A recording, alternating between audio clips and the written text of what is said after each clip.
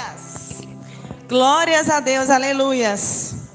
Quantos estão felizes pelo chamado que o Senhor fez na sua vida?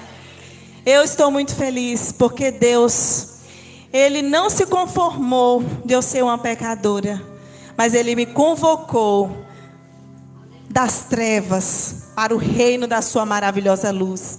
E por essa razão, nós estamos aqui nessa manhã, não porque temos mérito em nossas ações, em nossa vida por ela mesma, mas porque o nosso Deus nos fez merecedores ao pagar um preço irrevogável naquela cruz. Aleluias.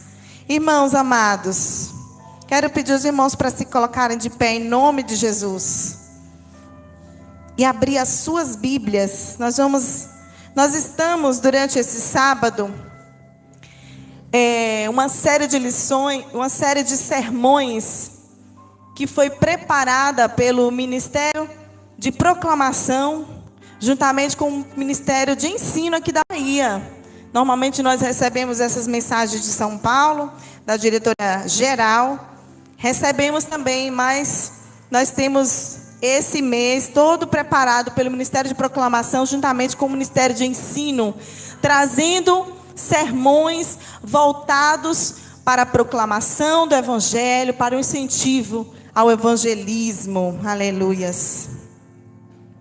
A temática voltada para esse mês fala a importância da proclamação do Evangelho. E esse segundo sermão está assim: como devemos proclamar o Evangelho? Nós vamos destrinchar um pouquinho sobre esse tema, mas antes eu gostaria de ler aqui uma palavra que está escrita no livro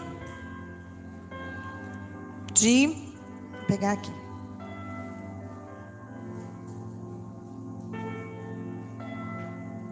Segundo Coríntios, capítulo 3, versículo 18.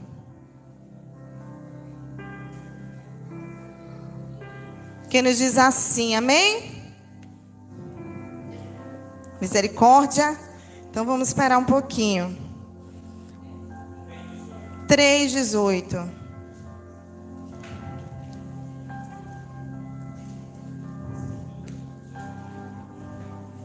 Amém ou misericórdia? 2 Coríntios 3:18 diz assim, mas todos nós, com a face descoberta, contemplando como em um espelho a glória do Senhor, somos transformados na mesma imagem, de glória em glória, pelo Espírito do Senhor. Também a leitura inicial que já foi lida com a irmã aqui, dirigente do culto, em Atos 20, versículo 24, que fala: todavia, não me importo, nem considero a minha vida de valor algum para mim mesmo, se tão somente puder terminar a corrida e completar o ministério que o Senhor Jesus me confiou, de testemunhar do Evangelho da graça de Deus. Feche os seus olhos e peça ao Espírito Santo para ministrar na tua vida nesta manhã, porque eu quero ouvir a voz do Senhor na minha vida hoje. Deus santo, Deus poderoso, Deus maravilhoso, Deus glorioso, Pai querido, nós estamos aqui, Senhor, como tua igreja. Queremos tanto aprender, queremos tanto, meu Deus, prestar um culto, meu Pai, que suba as tuas narinas em cheiro suave. E muitas vezes, Senhor, não sabemos como fazer, de que maneira, mas nós estamos aqui dando o nosso melhor, Pai. Eu sei que o Senhor sonda cada coração e aceitou as ofertas aqui depositadas nesse altar, oferta de louvor, oferta de adoração, oferta de renúncia, oferta de entrega, Pai.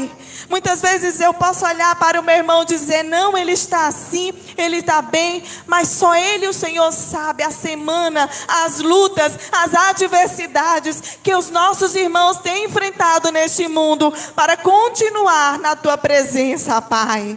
E por isso, Senhor, por essa razão, reconhecendo que somos pó, mas que pertencemos ao Senhor, que fomos comprados com o sangue precioso derramado naquela cruz, por um amor tão grande pelo teu Filho amado, é que nessa manhã nós nos erguemos e assim como Paulo, desprezamos a nossa vida para viver a tua vida, Pai. Te pedimos, Senhor, fala conosco, continua falando conosco, Pai. Não, os irmãos não querem ouvir a voz da Miriam. Eu quero ouvir a tua voz. Fala conosco, em nome de Jesus. Podem se sentar. Se alguém puder pegar um copo de água para mim. E o papel.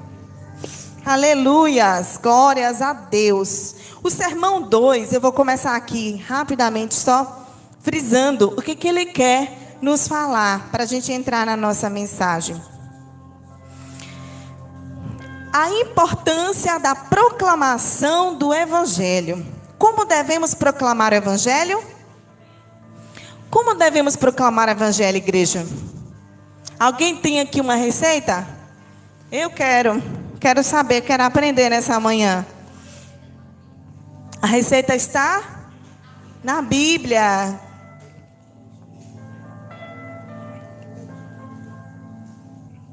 Amém. A receita está nesse livro, a palavra de Deus. E ela vai dizer que nós temos duas maneiras hoje. Nós temos duas maneiras aqui que nós vamos destrinchar. A primeira é: devemos proclamar o Evangelho como arautos. E a segunda, devemos proclamar o Evangelho como testemunhas. A introdução dessa temática diz: na semana passada analisamos os motivos que devem nos levar a proclamar o Evangelho. Hoje vamos refletir como devemos fazer isso. As boas novas de Jesus precisam ser proclamadas, mas isso não significa que devamos fazer de qualquer forma. Existem maneiras adequadas de evangelizar. E quais maneiras são essas? E como devemos proclamar o Evangelho? Paulo, ele escreve na palavra de Deus, em 1 Timóteo 2,7, sobre o papel dele, o papel de pregador. E ele informa assim: eu sou o pregador do Evangelho, arauto. O que quer dizer arauto? É um mensageiro revestido de autoridade pública. E o que é arauto?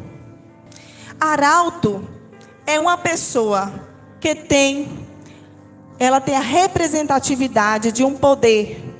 Pode ser um poder público, um magistrado, príncipes, comandantes militares, uma ordem ou convocação pública. É a pessoa, é o porta-voz, é a pessoa que vai, em nome de alguém, em nome de uma autoridade, levar uma mensagem. E arauto de Deus, ele tem uma única e exclusiva missão. Qual é?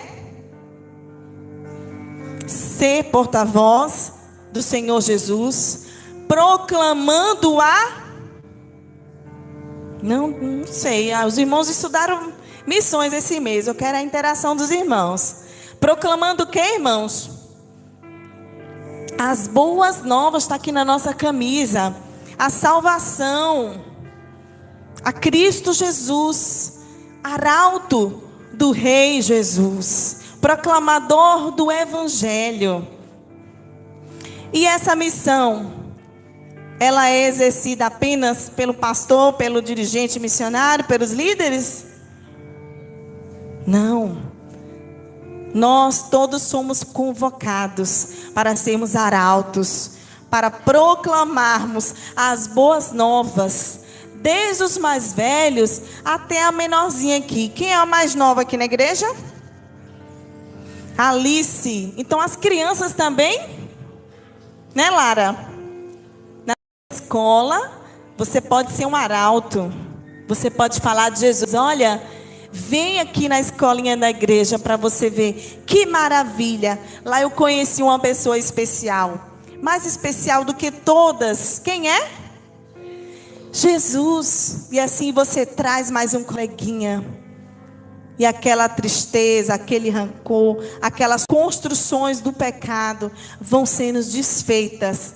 Não é por intermédio de homens, mas é pelo poder do Evangelho. Poder da palavra de Deus. Porque ela é poder, irmãos. Precisamos crer naquilo que nós fazemos. Precisamos crer. Porque não está em nós. Está na palavra o poder. E o segundo ponto é, devemos proclamar o Evangelho como testemunhas. O que é uma testemunha? Quando nós estamos no tribunal, existem pessoas, testemunhas de uma parte e de outra. E infelizmente no reino de Deus também. Aí fora há muitas testemunhas contrárias à palavra de Deus, a Jesus.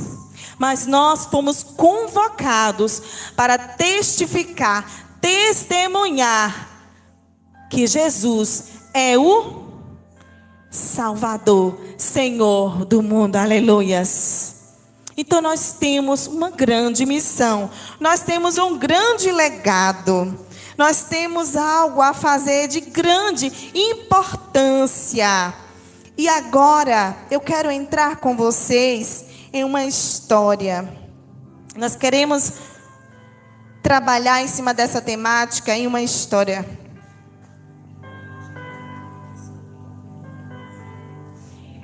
Aleluias. E o tema da mensagem é refletindo o Salvador. Nós já sabemos que nós somos arautos e testemunhas. De quem? Do Senhor, o Salvador. E aqui, no livro de 2 Coríntios 3, 18, quem puder.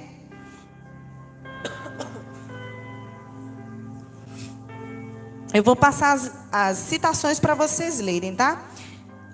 Todo mundo vai pegando aí, na hora que eu falar, vocês leem, tá bom? 2 Coríntios 3, 18, para que nós possamos ser dinâmicos. Êxodo 3, 10 a 14. 2 Coríntios 4, 5 a 7. Eu preciso citar nome ou todo mundo está pegando aí alguma coisa para ler? Quem está com a primeira passagem? Calma aí. Não. Vamos só distribuir. 2 Coríntios 3, 18. Depois, Êxodo 3, 10 a 14. 2 Coríntios 4, 5 a 7.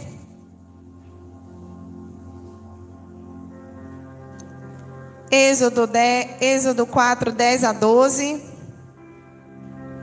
Josué 1, 8 a 9. Irmão Carlos, eu vou começar a citar nomes. Luciane, Êxodo 4, 10 a 12. Vocês segurem, prestem atenção na mensagem, tá bom? Não fique preocupado com o texto agora não. E o último, não. 1 Pedro 2, 9. Pronto, até aí nós distribuímos. Amém? Quem está com sono ou com fome? Vamos nos alimentar então agora com a palavra do Senhor. A palavra de Deus, no livro de Lucas, capítulo 2, versículos 36 a 38, conta uma história. Apenas 3 versículos falam acerca de uma mulher. Essa mulher se chama Ana. Ela era uma profetisa, uma serva do Deus Altíssimo. Essa mulher, a Bíblia fala assim: estava ali Ana, a profetisa, filha de Fanuel, da tribo de Azé. Ela era da idade avançada e tinha vivido com o marido 7 anos desde a sua virgindade. E era viúva de quase 84 anos. E não se afastava do templo, servindo dia e noite a Deus, com jejuns e orações.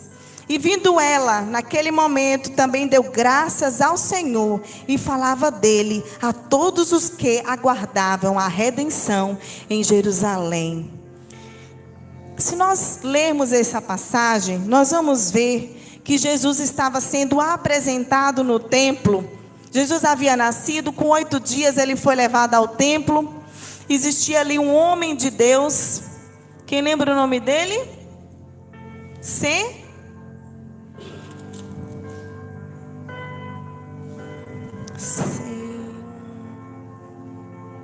Que me fugiu. Simeão. Então Jesus, e ali estava também Ana, presenciando a apresentação de quem, irmãos?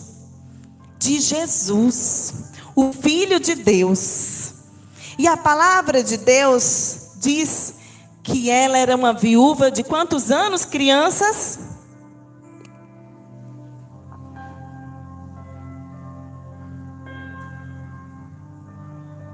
84 anos. E ela tinha vivido quantos anos com seu marido? Ninguém leu, não foi? Viveu com seu marido apenas 7 anos. E aí vamos pensar um pouco acerca dessa mulher. Naquela época, ser mulher não era fácil. Ser viúva, então, era mais difícil ainda. Porque ela ficava à margem da sociedade. Ela passava muitas vezes necessidades financeiras. Porque ela dependia totalmente do seu marido. Ela não podia se expressar, ela não podia ensinar. Ela tinha que agora depender do filho ou do seu pai, se quisesse recebê-la de volta. E de alguma coisa que seu marido deixou. Quando não deixasse dívidas, né? Como nós vemos a história da viúva também lá, que teve seu azeite aumentado. Ela passava por grandes necessidades, pelo desprezo. E essa mulher, ela viveu no tempo chamado silêncio de Deus. Já ouviram falar? Ela viveu nesse tempo. E ela estava ali. Ela tinha recebido uma mensagem. Qual foi a mensagem? Que o Messias chegaria. O Messias ia chegar. E aquela mulher, a Bíblia conta que ela estava quantos dias na semana na igreja? Lucas 2, 36 a 38. Ela estava todos os dias no templo a orar, jejuar, buscando a presença de Deus, porque ela tinha recebido uma promessa. Ela estava aguardando uma promessa, uma profecia se cumprir. Nós estamos aguardando algo, irmãos? Nós somos o quê? Olha bem a sua camisa aí. Somos? Quero ouvir bem alto, irmãos. Promessistas. Vamos dizer de novo? Promessistas. Nós somos promessistas. E a Ana, ela era promessista também. Ela aguardava a promessa do Messias chegar. Ela estava aguardando. E a palavra de Deus diz que ela falava dele a todos, sem distinção, aqueles que aguardavam a redenção em Jerusalém. E nós, assim como Ana, recebemos essa missão.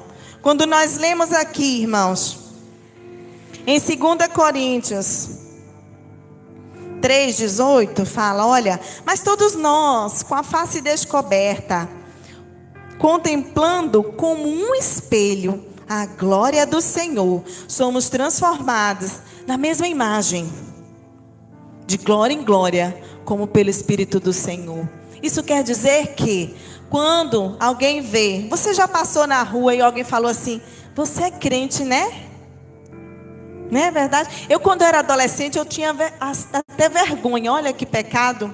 Eu já tive momentos de ter vergonha, porque crente era muito discriminado. Só que o meu jeito não deixava passar. E tinha muita gente que fala assim, você é crente, né? E eu, Já pensou? Muitas vezes eu me envergonhei do evangelho. Muitas vezes eu me envergonhei de ser crente, porque eu queria estar na moda, eu queria estar no meio dos meus colegas, ser da turma. Porque quando a gente era crente, a gente era separado, a gente não fazia parte. Não é assim? Nós somos diferentes. E quando a palavra fala, olha, vocês são como um espelho, vocês não refletem mais a vocês refletem algo grandioso, porque não tem ninguém que passe e não fale, Amanda é crente, Romualdo é crente, Carlos é crente, Daninha é crente. Muitas vezes sem dizer uma palavra, com o nosso jeito, nós exalamos, nós transparecemos a glória do Senhor, aleluias. Nós somos o espelho, o reflexo do nosso Deus. Irmãos, e essa história, observe que esses 3 versículos, ele frisa muito a condição dessa mulher. Fala que ela era uma mulher sofrida, não é verdade? Viveu 3 anos apenas com o marido, já tinha 84 anos e tal. Por essa razão, essa mulher, ela poderia muitas vezes estar amarga, concorda? Triste, desanimada, porque já velhinha, desiludida, muitas vezes até revoltada, né? Quantas pessoas a gente vê revoltada pelo seu destino, pela sua vida. Mas essa mulher, ela fez uma escolha, e nós falamos hoje na lição sobre escolhas. Essa mulher, ela fez uma escolha. Ela, ao invés de refletir a sua amargura, a sua vida, as suas tristezas, os seus pêsames, ela decidiu refletir o Salvador. Ela decidiu falar da vinda do Messias, aquele que estava prometido para salvar o mundo do pecado. Ela fez uma escolha, queridos. E hoje nós estamos aqui. E muitas vezes você pode olhar, como eu muitas vezes me olho, e você pode dizer assim, não, eu não posso, eu não tenho condições, eu não tenho nada a oferecer a Jesus, eu não tenho testemunho, minha vida é uma tribulação na minha casa, minha família não está ainda aos pés do Senhor. O que eu vou fazer? O que eu vou fazer, Senhor? Essa mulher, ela tinha essa escolha, é verdade? É ou não é? Ela podia ficar no cantinho dela, reclusa, e falar, não, eu sou viúva, passo necessidades, estou desprezada, vou ficar aqui. Não, ela se levantou do lugar dela, porque ela tinha no coração uma promessa, ela tinha certeza daquilo que ela era e daquilo que estava para chegar. O Messias, o Salvador. E o que eu quero dizer para você nesta manhã, o Espírito Santo, não olhe para as suas condições, não olhe para o seu eu, porque para cada desculpa Deus tem uma resposta. Vamos ler? Primeira desculpa, eu não tenho capacidade. Está em Êxodo 3, 10 a 14. Quem está aí? Pode ler bem alto, por favor.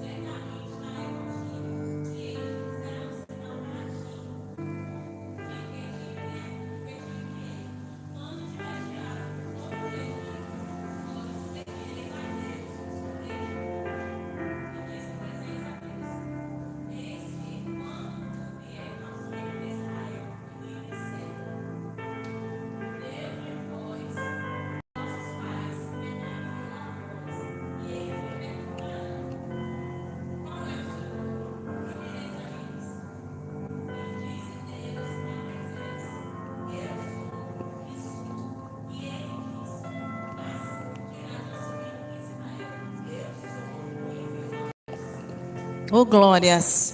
Vou repetir o primeiro versículo, o 10 e o 14, na verdade. Vem agora, olha Deus falando com Moisés. O povo de Israel estava cativo. E Deus se atentou para o sofrimento daquele povo. E ele falou com Moisés: vem agora e eu te enviarei a Faraó, para que tires o meu povo, os filhos de Israel, do Egito. Deus falou para ele: eu sou o que sou. Disse mais: assim dirás aos filhos de Israel: o eu sou me enviou a vós outros. Porque Moisés, quer um homem que deu mais desculpas a Deus do que Moisés? Ele colocou defeito nele de cabo a rabo. E Deus foi falando para ele: olha, eu não me interesso na sua capacidade, eu não estou preocupado com o que você tem a me oferecer. Eu só quero o seu sim. Eu só quero que você me diga sim. Porque quem vai na sua frente é o grande eu sou. É o Deus Todo-Poderoso. E muitas vezes nós olhamos para as nossas mãos e falamos: eu não tenho letra, eu não tenho condições. Irmãos, observe algo interessante. Jesus, quando veio ao mundo, ele podia escolher muitos escribas, correto? Muitos estudiosos da palavra, correto?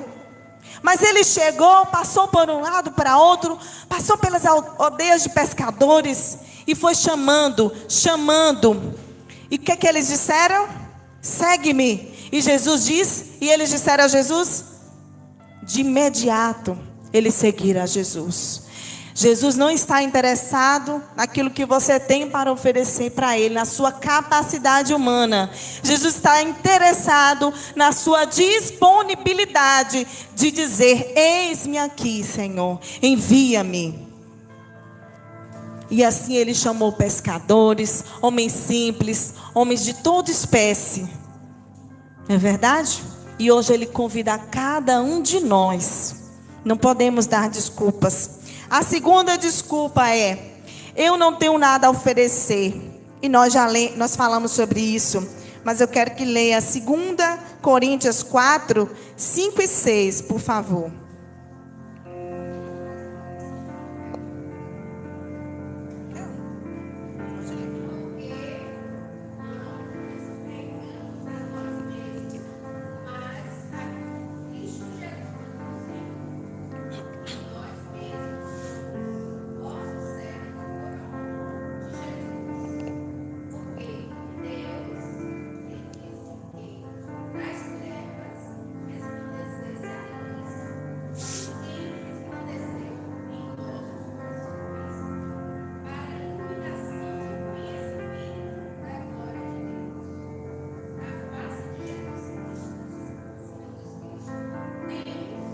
Porém,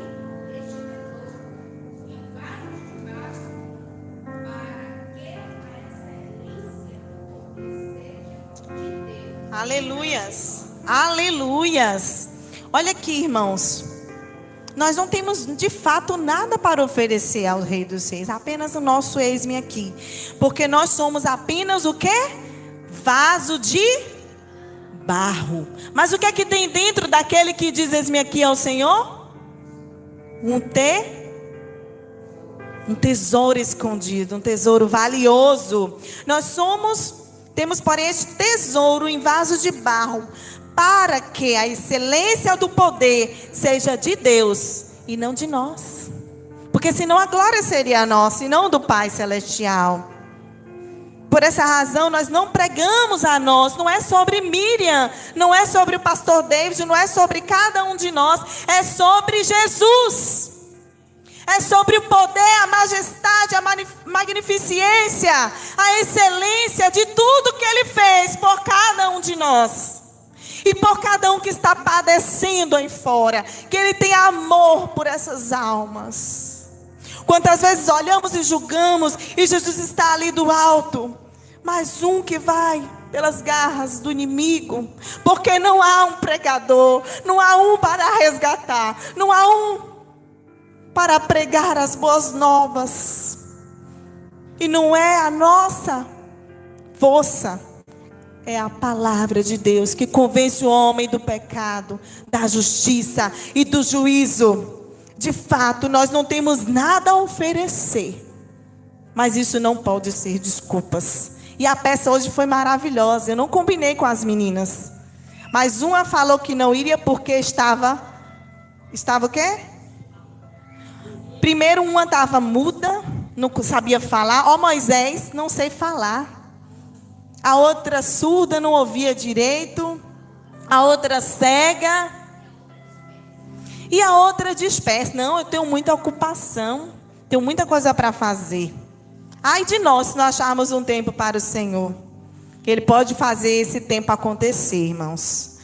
Glórias a Deus. A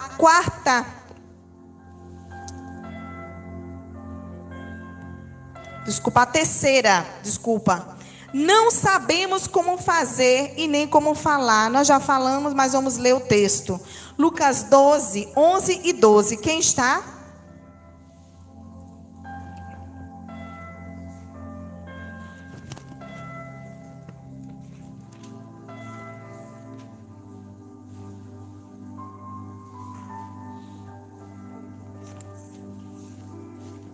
Lucas 12, 11 e 12.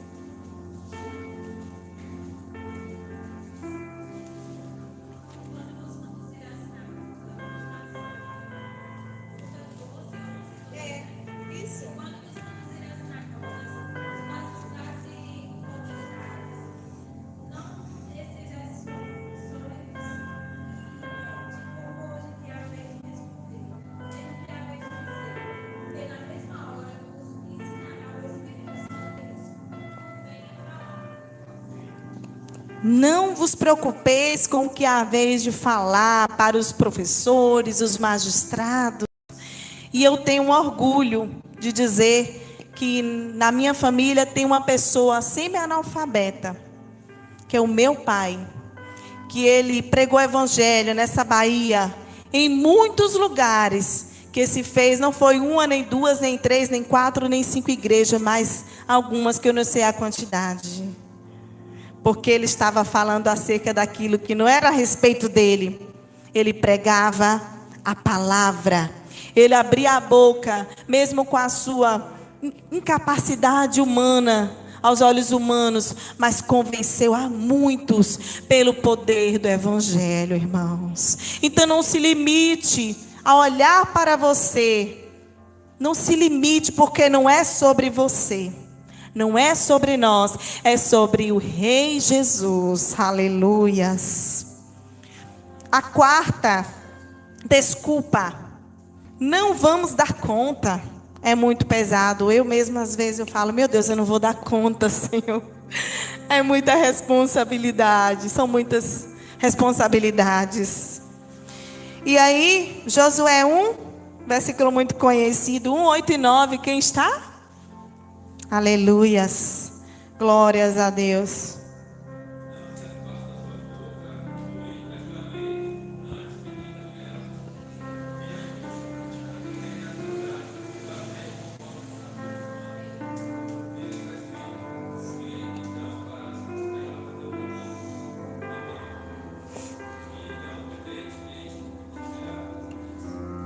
Nove, também.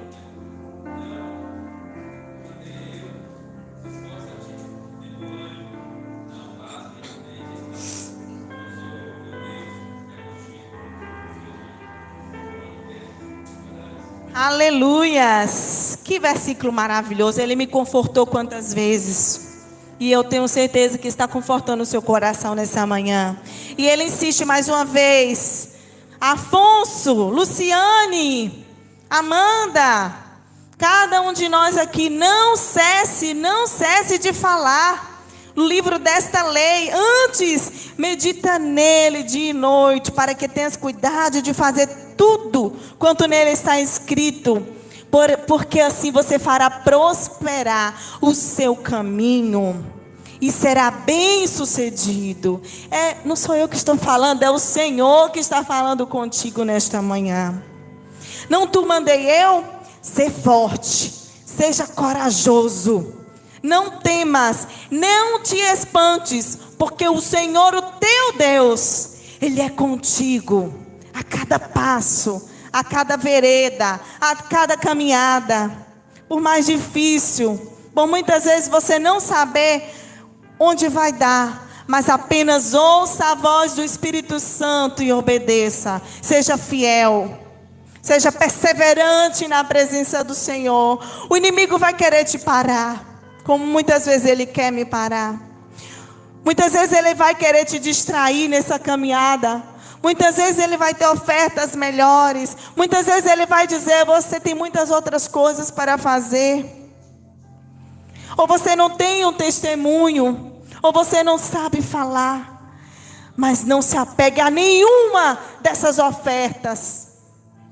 Porque maior é o Senhor que está contigo. Ele está contigo por onde quer que andares.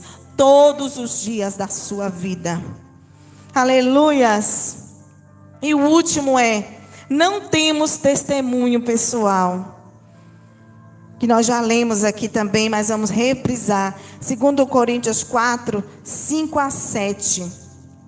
Porém, temos este tesouro em vasos de barro, para que a excelência do poder seja de Deus e não de nós. Está em Cristo Jesus.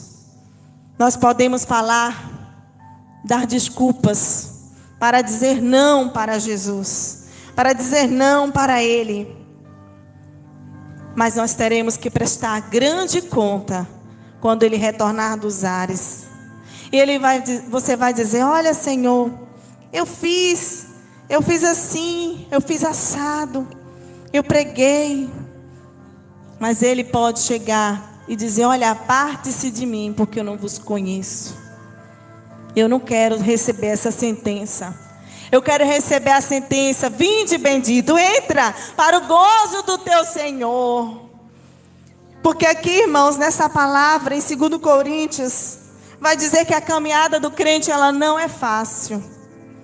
Nós somos atribulados por todo lado, versículo 8 em diante. Capítulo 4. De 2 Coríntios. Nós somos atribulados por todo lado, contudo, não angustiados. Nós ficamos perplexos muitas vezes, mas não em desespero. Perseguidos, mas não abandonados. Abatidos, mas não destruídos. Sempre carregando no corpo a morte do Senhor Jesus, para que a vida também de Jesus possa ser manifestada em nosso corpo. Porque nós que vivemos somos sempre entregues à morte por causa de Jesus, para que também a vida de Jesus possa ser manifestada em nossa carne mortal. Nós somos convocados para dar esse grande testemunho, que não é sobre nós, é sobre Ele. E eu quero te convidar a se colocar de pé.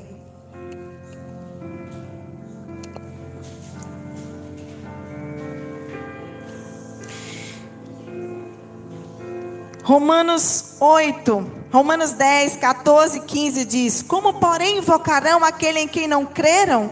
E como crerão naquele que nada ouviram? E como ouvirão se não há quem pregue? E como pregarão se não foram enviados?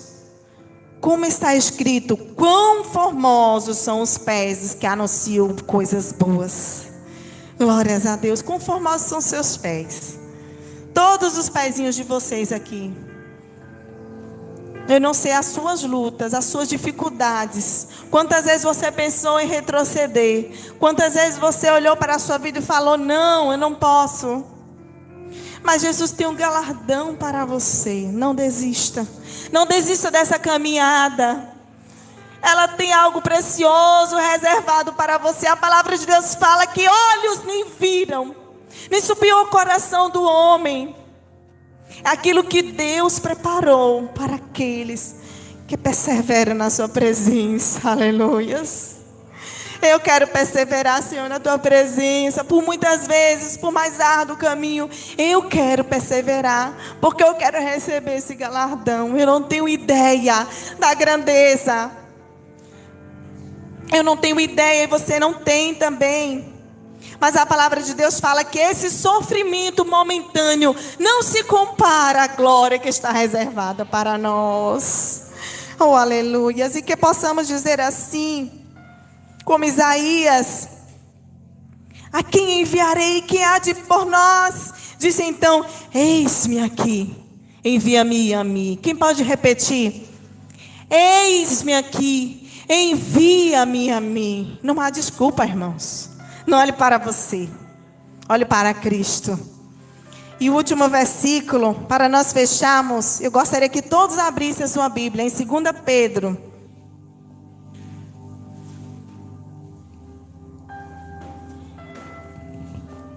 Segunda Pedro 2, versículo 9.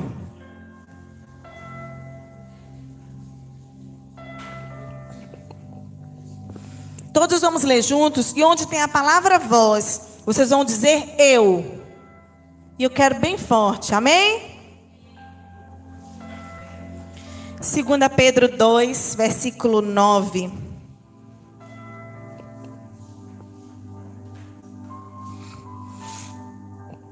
Amém? Onde tem vós, digamos eu.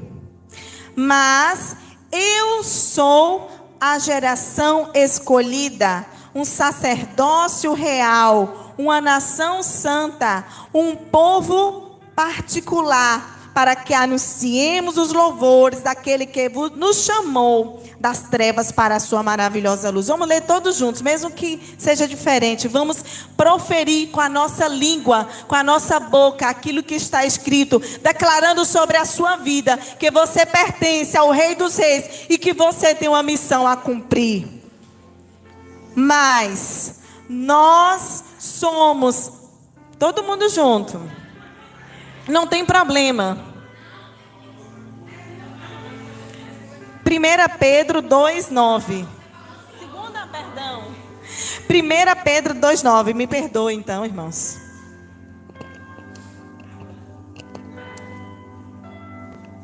Vamos dizer nós, né? Fica mais fácil com o contexto. Amém? Mas nós somos a geração eleita, o sacerdócio real, a nação santa, um povo adquirido, para que anunciemos os louvores daquele que nos chamou das trevas para a sua maravilhosa luz. Aleluias! Glórias a Deus. Nós somos, não permita que nada diferente disso chegue ao seu coração. Você é, porque Jesus já declarou que você é uma geração eleita. Você pertence a um reino especial, ao sacerdócio santo e incorruptível. Mas nós precisamos vestir a camisa, como diz o nosso irmão Afonso. Vistamos a camisa de evangelistas, de missionários, e vamos proclamar o evangelho do Senhor. Que assim Deus possa completar essa boa obra em nossas vidas, nos fazendo mais e mais refletir a glória de Deus, em nome de Jesus.